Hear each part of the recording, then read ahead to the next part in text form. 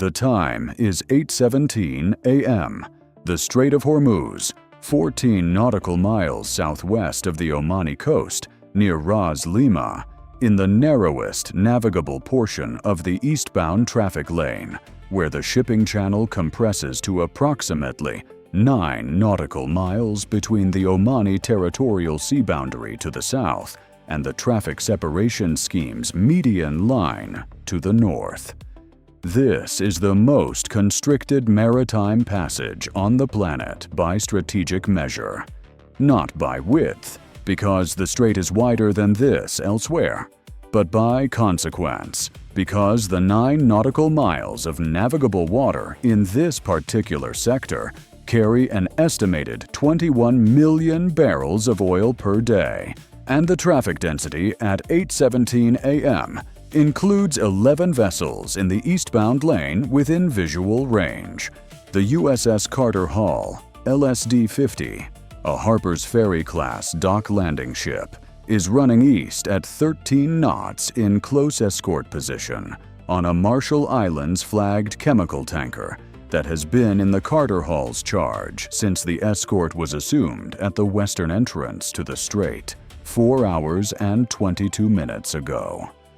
The chemical tanker is 183 meters, carrying a cargo of mixed petrochemical products from Kuwait, making the transit under a charter arrangement that its management company had requested U.S. Navy escort for through the strait following a series of incidents in the preceding weeks that had made independent transit in this corridor a commercially and actuarially complicated decision. The Carter Hall is not a warship in the Arleigh Burke sense. She is a dock landing ship designed to transport and land Marines and their equipment via landing craft and helicopters, armed with a 30mm gun system and close-range defensive weapons, and staffed with a crew that is thoroughly capable at what dock landing ships do, and that is currently doing something adjacent to, but distinct from what dock landing ships are primarily designed for. Escorting chemical tankers through the Strait of Hormuz is Fifth Fleet's operational reality, and Fifth Fleet makes operational reality work with what it has available. Embarked aboard the Carter Hall, in the well deck and on the vehicle deck, is a detachment of Marines from the 24th Marine Expeditionary Unit, 212 Marines, with their light vehicles, communications equipment, and the organic weapons that a Marine detachment carries as a matter of course. The Marines have been at sea for 3 weeks. They are ready to do whatever a Marine detachment in the Strait of Hormuz might be called upon to do, which is a list that the morning's events are about to expand in an operationally specific direction. In the Combat Information Center, smaller and less elaborate than the CDC of a combatant ship, but functional and fully integrated with the surface and air picture, the watch officer was managing a picture that had been clean since the escort began at 4 a.m. The strait's traffic was dense but predictable. The IRGCN contacts that had appeared periodically on the surface picture during the western approach had not done anything that required active management. The chemical tanker was running well, making 12.8 knots, following the Carter Hall's prescribed track with the attentive seamanship of a crew that had been told clearly what the expectations were.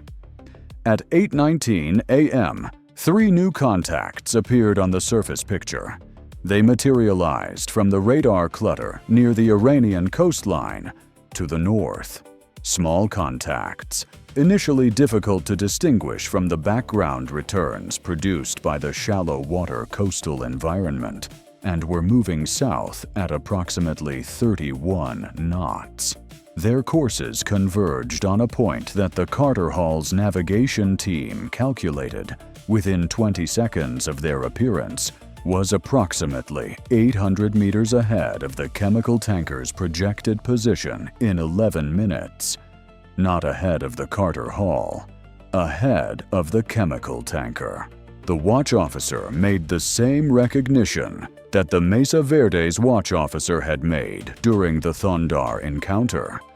This approach is targeted at the commercial vessel, not the Escort, and made it faster because the pattern was now in the operational database and the Carter Hall's watch team had been briefed on recent incidents before departing Bahrain. Quote, zero quote, the watch officer said. Quote, one quote, the classification came back in 8 seconds.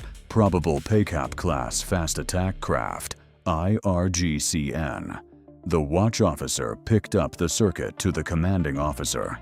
Quote, to, quote, the commanding officer, who had been on the bridge watching the sunrise and drinking coffee and thinking about the navigational complexity of the strait's eastern approach, set down his coffee and looked at the surface picture on the bridge display. 10 minutes, 3 Peykaap boats, a chemical tanker 200 meters astern of his ship, the narrowest portion of the strait, with 9 nautical miles of maneuvering room and 11 other commercial vessels in the picture. All ahead flank, he said. Come to 010. Notify the tanker. Get the Marines informed. The Carter Hall accelerated and turned north toward the approaching contacts. The decision to turn north toward the contacts into the intercept geometry rather than away from it had several operational dimensions that are worth examining. The most direct interposition course between the 3 Peykaap boats and the chemical tanker was a course that placed the Carter Hall's hull between the approaching contacts and the tanker's projected position before the contacts could reach it. That course was approximately north, at a speed that outran the contact's own southward progress.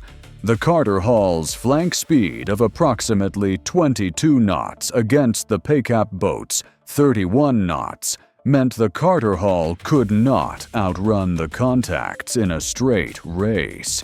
She could, however, cut the geometry, arriving at the interposition point before the Peykaap boats by taking a shorter course to that point than the boats were taking, because the boat's course was not optimal for reaching the interposition point fastest. It was optimal for reaching the tanker's projected position, which was not the same point. The Carter Hall's navigator solved this in 40 seconds and gave the commanding officer a course and speed that would place the ship between the contacts and the tanker's track with approximately 90 seconds to spare. 90 seconds. The margin was tighter than the commanding officer would have preferred, but the strait's geometry did not offer a wider margin, and 90 seconds was workable. Here is the vulnerability window, and it was genuine and specific. The Carter Hall is not fast. Her 22-knot flank speed is the speed of a logistics vessel, not a combatant. The 3 Peykaap boats were making 31 knots, and the Carter Hall's interposition course required her to cover a greater distance at her slower speed, while the boats covered a lesser distance at their faster speed. The 90-second margin was the product of a geometric calculation, and geometric calculations in a dynamic tactical situation are sensitive to the variables. One of those variables presented itself at 8:23 a.m. The lead Peykaap boat increased speed from 31 knots to approximately 38 knots, the Peykaap's near maximum speed in the current sea state. The acceleration was visible on the surface picture as a change in the track's speed vector, and it changed the Carter Hall's margin from 90 seconds to approximately 40 seconds. 40 seconds of margin is not comfortable. It is the difference between workable and we need something else. The watch officer on the Carter Hall transmitted the speed change to CRRCs and to the commanding officer simultaneously. The commanding officer looked at the new geometry. At this moment, the Carter Hall had a Marine detachment aboard. 212 Marines who were eating breakfast, conducting maintenance, and doing the various things that Marines do during a transit when nobody has told them the morning has gotten more complicated. The commanding officer transmitted a short message to the Marine detachment commander. The message said, in the compressed operational language that senior military officers use with each other when time is limited. 3 IRGCN fast attack, attempting to reach the tanker. We are interposing. I may need your boats in the water. The Marine detachment commander, who had been briefed on the escort mission and who understood immediately what "I may need your boats in the water" meant in this geographic and operational context, responded in 4 seconds. Understood. Standing by. The Carter Hall carries no embarked small craft of the kind that VBSS, Visit, Board, Search and Seizure, operations use. What she carries, and what the Marine detachment's equipment included, were 2 combat rubber raiding craft, CRRCs, the inflatable boats that Marine reconnaissance and special operations units use for small unit maritime operations, and a detachment of Marines who had trained for maritime interdiction operations as part of their MEU workup. The commanding officer was not planning a boarding operation. He was planning an interposition, but having Marines who could be in the water in CRRCs within 8 minutes of the order, positioned between fast attack boats and a chemical tanker, changed the tactical options available to him in a way that affected the confidence with which he was approaching the 40-second margin. The CRRCs were not yet in the water. They were being prepared. The 8-minute launch timeline was the relevant variable. At 8:24 a.m., the Carter Hall broadcast on Channel 16, the International Distress and Safety Frequency, monitored by all vessels in the Strait. Underscore, quote underscore 10, underscore, coordinates followed, precisely stated, underscore, quote, underscore 11, underscore. The broadcast served 3 purposes simultaneously. It notified the other commercial vessels in the strait of the situation and gave them reason to maintain their lanes and not become additional variables in the geometry. It created a publicly monitored record of the U.S. Navy's statement of what was occurring and why. And it transmitted to the 3 Peykaap boats, which were monitoring Channel 16, as all vessels in the strait do, that their approach had been identified, characterized, and was being actively countered by a named U.S. Navy vessel. The Peykaap boats did not slow down. At 8:25 a.m., the Carter Hall's 30mm gun system trained to the bearing of the lead contact. The gun did not fire. The contact had not crossed any threshold. The training was a visual and radar communication.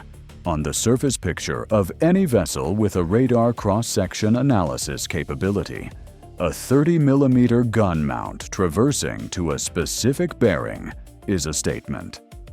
The lead Peykaap boat slowed from 38 knots to approximately 28 knots. The other 2 maintained 31 knots.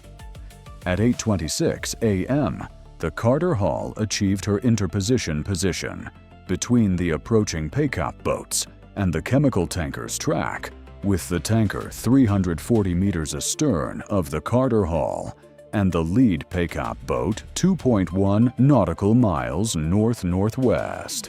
The 40-second margin had been real.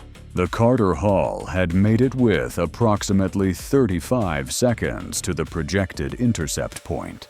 The commanding officer transmitted to the tanker on the escort frequency. "You are behind us. Reduce speed to 8 knots. Do not deviate from course." The tanker's master reduced to 8 knots. He did this without discussion, because the morning had produced the specific kind of operational clarity that makes discussion unnecessary. The Carter Hall slowed to match, 8 knots, positioned between the IRGCN contacts and the tanker, her hull physically occupying the corridor through which the Peykaap boats would have to pass to reach the commercial vessel. Going through the Carter Hall to reach the tanker was not an option available to a Peykaap-class boat. The Carter Hall displaces approximately 16,700 tons. A Peykaap boat displaces approximately 70 tons. The physics of this interaction are not ambiguous. The Marine Detachment Commander came on the circuit at 8:26 a.m. and 40 seconds. Underscore, underscore, quote, underscore 13, underscore, underscore. The commanding officer looked at the picture. The lead Peykaap was at 1.8 nautical miles, slowing. The two flanking boats had separated. One was moving east, paralleling the tanker's track at 2.4 miles to the north. The other had turned slightly west, holding position at 2.1 miles northwest of the Carter Hall. "Stand by," the commanding officer said. "Do not launch. Stand by." The CRRCs were ready. They were not in the water. Their presence, the knowledge that they could be in the water in 8 minutes, was a tactical option that existed because 212 Marines were aboard, and because their detachment commander had been asked if his boats could be ready.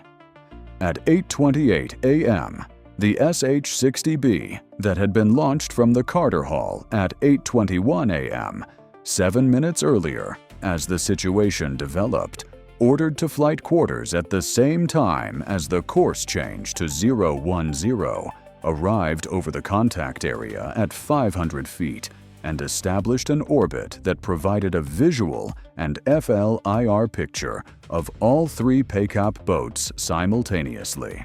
The helicopter's sensor operator described what he saw, transmitted to CIC in real time. Quote, 163 boats, 1 slowing, 1 holding east, 1 stationary. The geometry had stopped converging. At 8:31 a.m., the lead Peykaap boat stopped. It idled in the water approximately 1.5 nautical miles north of the Carter Hall's position. The eastern contact had continued east and was now 3.1 miles away, on a track consistent with moving toward the Iranian coast. The western contact remained stationary. The SLQ-32 had been collecting since the contacts first appeared, and its collection was building a picture that the watch team found operationally useful in ways that went beyond the immediate tactical situation. The 3 Peykaap boats were communicating with each other on a frequency the SLQ-32 had previously logged in the Thondar/Gonzales incident database, the flagged IRGCN coordination band. Their communications were data transmissions rather than voice, and the content was not readable in real time. But the traffic pattern was characterizable. The communication volume had peaked at 8:22 a.m., the moment the Carter Hall's speed increase became apparent on the IRGCN boat's own radar, and had declined progressively as the Carter Hall achieved its interposition position. The traffic pattern was consistent with a shore coordination relay, receiving real-time position data from the boats and transmitting tactical guidance in response to the changing geometry. The 8:22 a.m. peak was the data point. The Carter Hall's speed increase had triggered an increase in shore coordination traffic. The shore facility had received the information that the escort vessel was responding and had transmitted something, guidance probably, in response. Whatever that guidance was, the behavioral result had been the lead boat's deceleration from 38 to 28 knots at 8:23 a.m. The timeline was precise. Carter Hall speed increase observed at 8:22 a.m., coordination traffic peak at 8:22 a.m., lid boat deceleration at 8:23 a.m. 1 minute from observation to behavioral response. 1 minute was the shore facility's decision cycle for responding to an unexpected tactical development during an active IRGCN boarding approach operation. 1 minute. The Carter Hall's intelligence team noted this with the focused interest of people who understand that decision cycle timelines are operationally actionable intelligence. If the shore facility needs 1 minute to respond to a tactical development, operations that develop faster than 1 minute fall outside the facility's effective response window. This data point was logged. At 8:34 a.m., the eastern Peykaap boat had cleared the corridor and was proceeding north toward Iranian waters. At 8:37 a.m., the lid boat turned north and began moving at 12 knots toward the Iranian coast. At 8:41 a.m., the western contact followed. By 8:43 a.m., all three contacts had cleared the strait's northernmost navigable boundary. The chemical tanker resumed 12.8 knots at 8:44 a.m. on the commanding officer's authorization. The Carter Hall resumed 13 knots at the same time, repositioning to standard close escort station astern and slightly to port of the tanker. The chemical tanker's master transmitted on the escort frequency at 8:45 a.m. His communication was brief, professional, and in the slightly formal English of someone for whom English is a working language, but not a first language. Carter Hall, this is the master. Thank you. We are continuing. The commanding officer acknowledged. The Marine Detachment Commander was notified that the CRRC standby was cancelled. The Marines who had been sitting in inflatable boats in the well deck with their weapons configured, waiting for an order that had not come, were told to stand down and secure their equipment. They did so with the specific equanimity of people who have trained for this and are comfortable with the ambiguous outcomes that operational reality produces. Now, the intelligence picture. The coordination channel product from the 8:22 a.m. traffic peak was the highest priority collection item. The specific frequency, the traffic pattern, the 1-minute decision cycle from observation to behavioral response, and the correlation between the Carter Hall's speed increase and the lead boat's subsequent deceleration provided a complete behavioral characterization of the shore coordination facility's real-time management of an active boarding approach operation. This behavioral profile was new.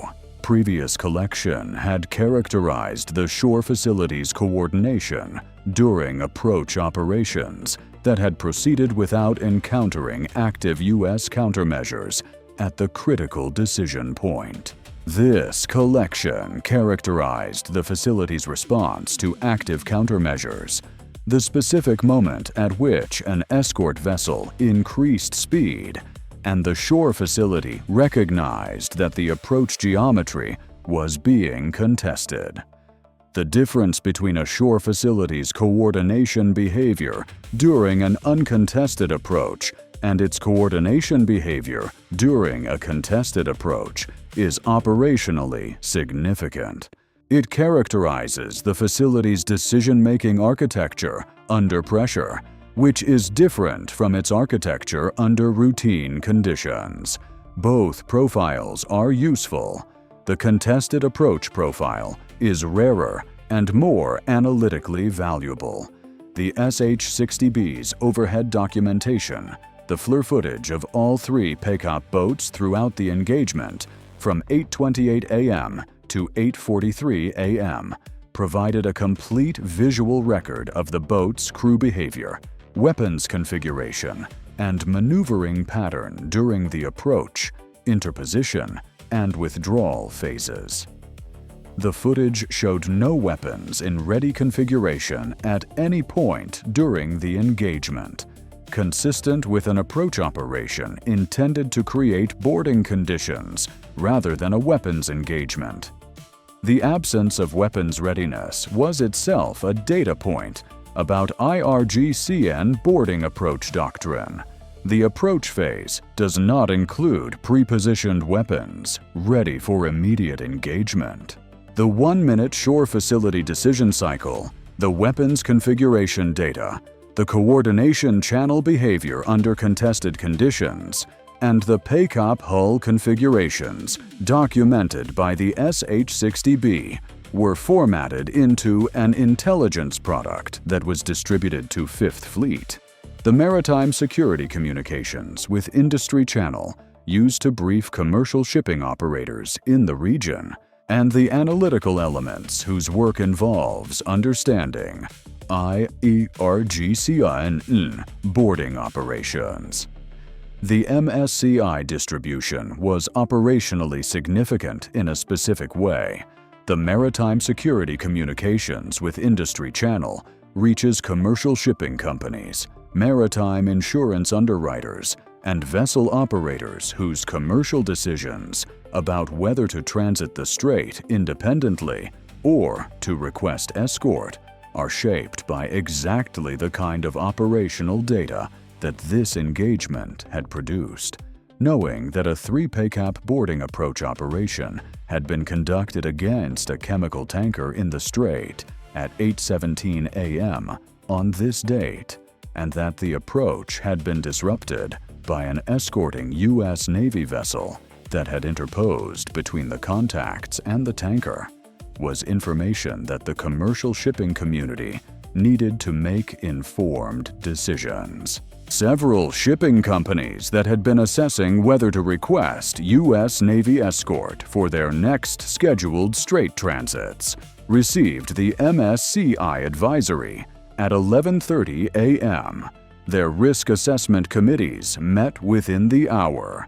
3 of them added escort requests to Fifth Fleet's coordination queue by 2 p.m.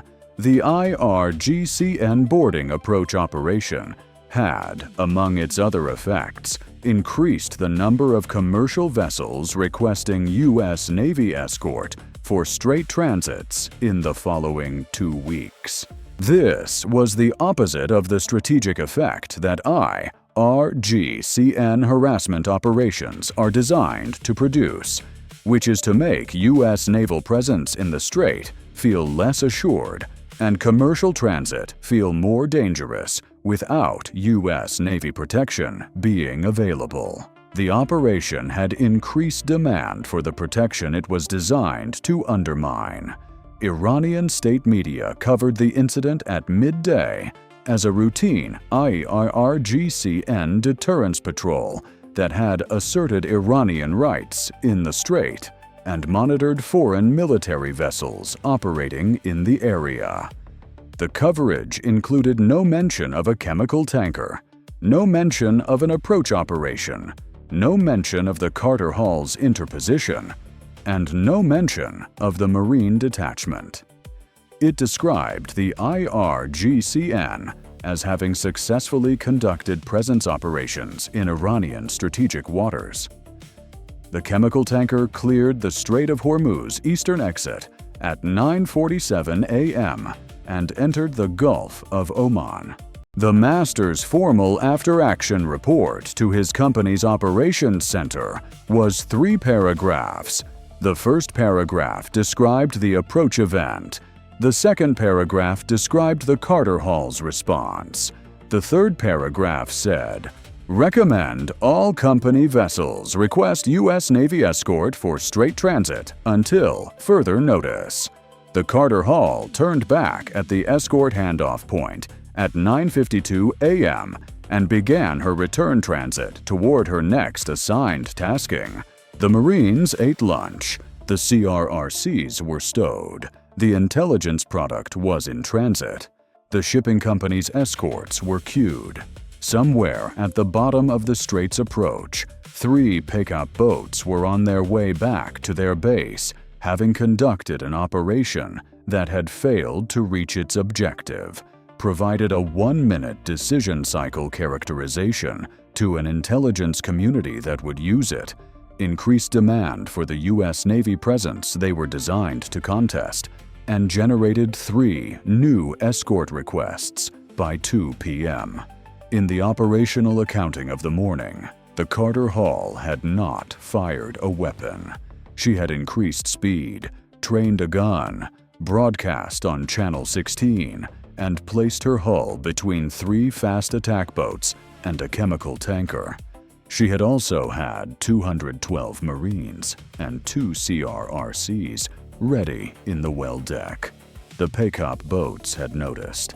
Bye for now.